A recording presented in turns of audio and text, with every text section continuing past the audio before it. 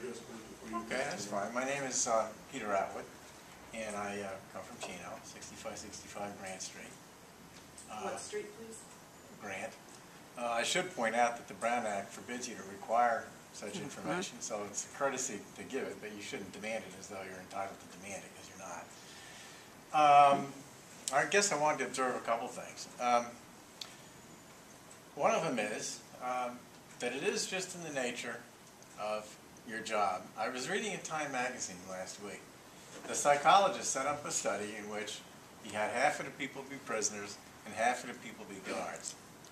And at the end, he had to cut the study short, not only because the people that had been arbitrarily designated guards were severely abusing the other people in the study to the point where it wasn't ethical to go on, but he found to his horror that he himself was identifying with the guards and also sympathizing with them in order to abuse people.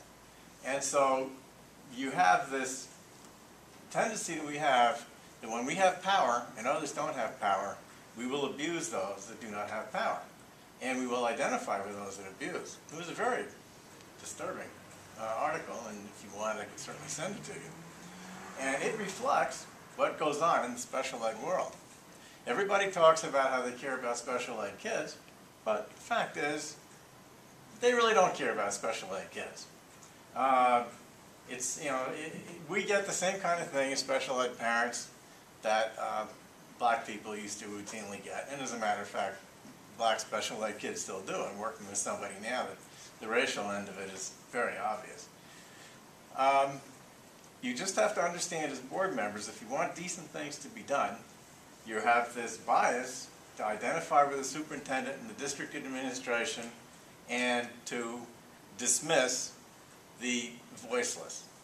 That's just automatically there. You just have to understand that you're going to have to attend to that in yourselves, or you're going to do like all school districts do, find a way somehow to prove that the parent who's litigating is wrong and the district administration must be right.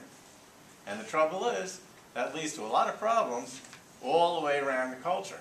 One thing that's built in is, it's in the interest of districts not to do their jobs, to feed the school-to-prison pipeline, and to never bother actually educating the kids because the expense to the society is enormous, but the district, in the short term, saves money.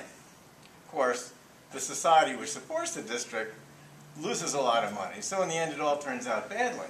But that happens. And that's why when I was talking to Mr. Torlakson, who's now the superintendent of public instruction last fall when he was running, he himself pointed out that about 60% of the people coming to the community colleges are not able to read and write to the point where they can go to community college because districts aren't educating them.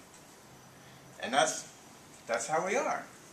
And those things are going to have to be attended to by spending less time on self-congratulatory reports and looking at the fact that it just isn't working.